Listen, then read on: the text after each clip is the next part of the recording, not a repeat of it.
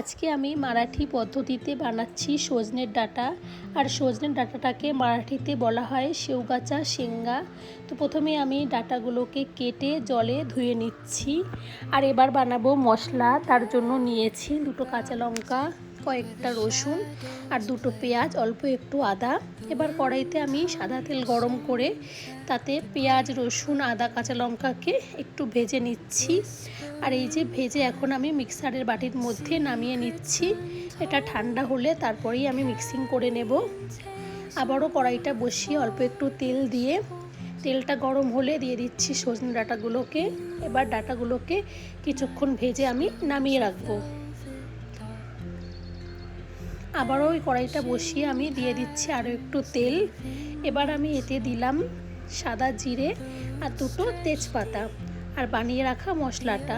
আর একটা বাটিতে আমি একটু জিরে, ধনের গুঁড়ো, হলুদ গুঁড়ো, অল্প একটু লঙ্কার গুঁড়ো আর লবণ দিয়ে ভালো করে মিশিয়ে সেই মশলার মধ্যে দিয়ে ভালো করে কষিয়ে নেব। আর এখানে আমি দিয়েছিলাম 1 চামচ বাদামের গুঁড়ো। মশলাটা কিছুক্ষণ আমি কষিয়ে নিচ্ছি।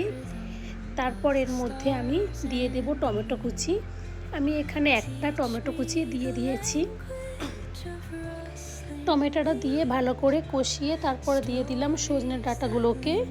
আর ডাঁটাগুলোকে আরও একটুক্ষণ নাড়িয়ে তারপর দিয়ে দিচ্ছি গরম জল। এবার আমি ঢেকে রেখে দিয়েছি। আর এই যে ঝোল কমে এসেছে আর আমার রান্নাটাও তৈরি হয়ে গেছে। তারপর আমি বাটিতে নামিয়ে নিচ্ছি। ওপর থেকে দিয়ে দিচ্ছি ধনেপাতা কুচি।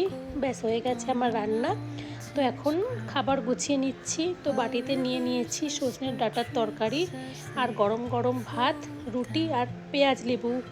তো রেসিপিটা কেমন লাগলো অবশ্যই জানিও।